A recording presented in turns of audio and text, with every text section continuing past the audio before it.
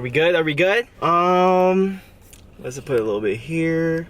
Hey, what's going on, y'all? My name is Jordan, and I'm back again on the YouTube videos. So today I'll be talking about the five mistakes I made as PAO's External PR. So a little bit of background, I was PAO's External PR from 2017 to 2018. Honestly, I made a lot of mistakes, but I tried to narrow it down to 5, and it's kind of the things that really came to mind during that year. In my last video for PAO and D3, I kind of wanted to touch upon why you are External PR. But this time, I want to let you know that I was not the perfect External PR, you know? Like, I tried my best, I really put my heart into it, but I made a lot of mistakes on the way. And I just want to make sure you're well equipped, whether this year, the following year, you're thinking about External PR, you're currently External PR. I hope that this video can provide you value to help you become a better, more effective External PR, and just be wary of the certain things that could come up during your year. And without further ado, let's begin this video. So number one of the mistakes I made, especially in the beginning of the year, is not setting a timeline for mixers for D3 events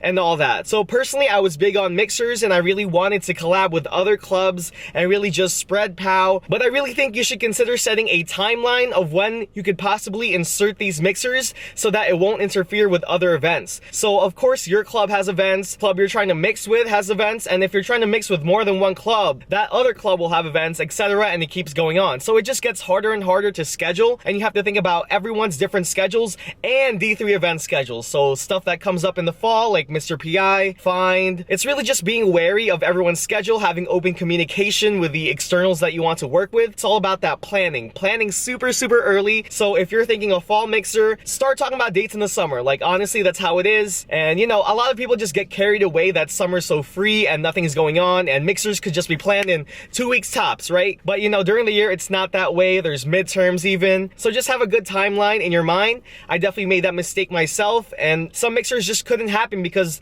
we couldn't agree on the timeline that works for us, for their club, for our club. So set a timeline, look ahead, plan out your calendars, and talk. Number 2, the second mistake I made is working with PRs that aren't really into the event, aren't really into the mixer. So specifically, I'm focusing on mixers here because that was a huge focus for me as External PR. As External PR, you're so excited, you want to get stuff down, you have your goals ready, and maybe you want to hit X amount of mixers by a certain time date, by a certain deadline. I really urge you to think about that and think about the clubs that you're mixing with, because I've had the experience where the clubs I mixed with weren't really invested in the mixer, but I just want to mix with them because I want to knock down a goal of mine, you know? So what I'm really trying to say is just have intent with your mixer. What exactly are you trying to accomplish? Really just pin that down. Talk that with the External PR that you're planning with their club. Let them relay it to their e-boards and make sure that everyone knows why we are doing this mixer. That will actually drive people to do the work and actually look at details, do their research, you know, start searching up venues if it's like a picnic or something. Like I said before, I've worked with clubs that aren't really invested in the mixer, especially PRs.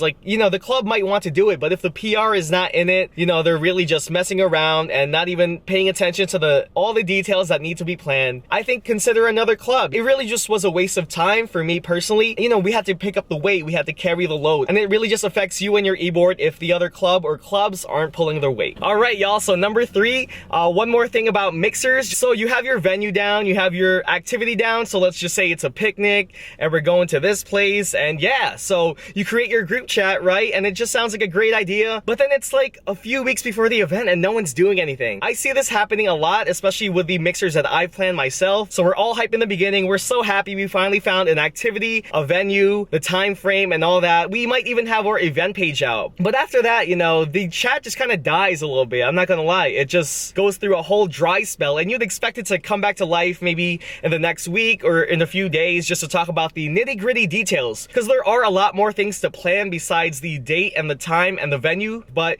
you should really think about the itinerary, the flow of the event, factoring in Filipino time, like just thinking about all these little things. Maybe food, who's bringing this, who's bringing what, is anyone able to bring sports equipment, is anyone able to bring dessert, you know, little things like that. And if you don't really think about that and bring it up in your chats when talking to other External PRs, it gets messy the day of. And I guess what I'm trying to say is be that person that really revives the chat. Stop expecting that someone will bring it up. Oh, oh, they should be talking about this soon, like, duh, like common sense, right? But as many people say, common sense is not common practice. Don't just assume that the other person should know to bring it up and to plan these certain details. You know, I've learned from this experience myself because it's been like a couple days before an event and we have no details down about the food we're bringing, and it was just a lot of panic and stress that was completely unnecessary if we just planned ahead of time. Be the one to initiate, and that took me a while to get used to. You know, it feels weird. You feel annoying. You feel like, oh, I'm trying too hard. Or maybe you feel like, oh, no one's gonna respond to me. But I think it's important to just be that initiator and really get people thinking, get people going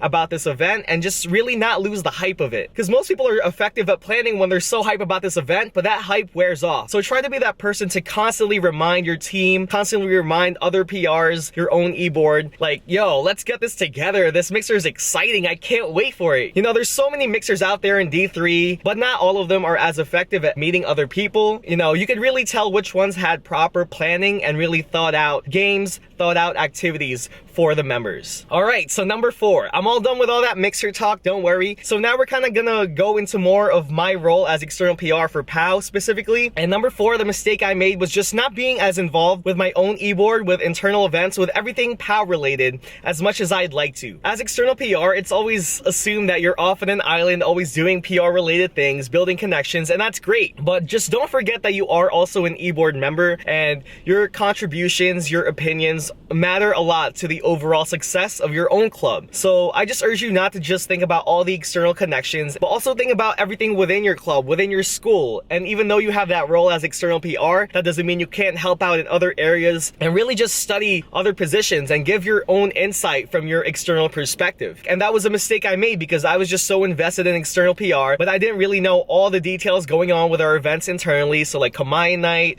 PAO Salita, stuff like that. I would just know broad information about it. I wasn't well informed enough to provide my opinion, knowing all the information and the facts and the dilemmas and all that. So it was just tough, you know, having to catch up with the details when everyone was kind of on the same level and I'm off here in my external PR world. Yeah, just really just be more of an e-board member. Remember that you are more than your role, and it just helps with the team, helps with your e-board overall. Number 5, and my last and final mistake as PAO's external PR, was feeling that I had to go to events with other people. And of course, as external PR, you know, you want to bring your club members to other clubs. That's the whole point, right? But you know, things just come up for your other club members and it might just be you. So I've had the experience where no one wanted to go, so I was just like, oh, I'm not gonna go, like no one wants to go. But I realized that's just a bad mentality if I really wanted to go, and I'm just basing it off of the attendance from my own PAO members. Especially in the beginning of the year when everyone's shy and scared to go. I honestly believe that the freshmen, the new members, just see your dedication to these events, to these external events,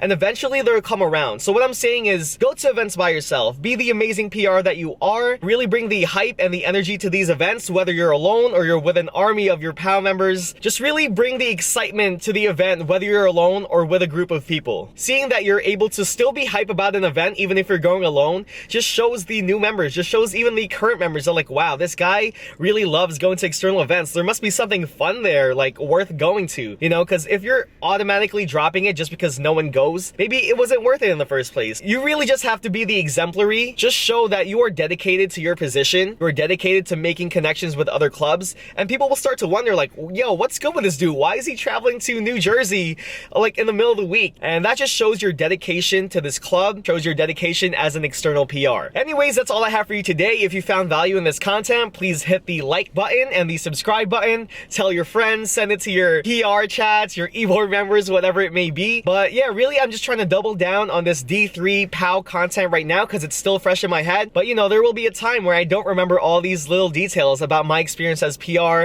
as president, and all that stuff. So I'm really trying to share it with you now, and I hope you can find value in this, whether you're external PR now or 10 years from now. You know, I have a new Instagram specifically for my YouTube account, so you can follow me on there. I hope you have an amazing day, have an amazing semester, keep PRing, flex, flex, flex, flex, flex, flex. Love you all. Thank you so much for continuing this position. This is my favorite e-board position ever, so I appreciate all your hard work and just really put your heart into it. Find out your why. This is Jordan Agabin, former PAO External PR, and yeah, peace.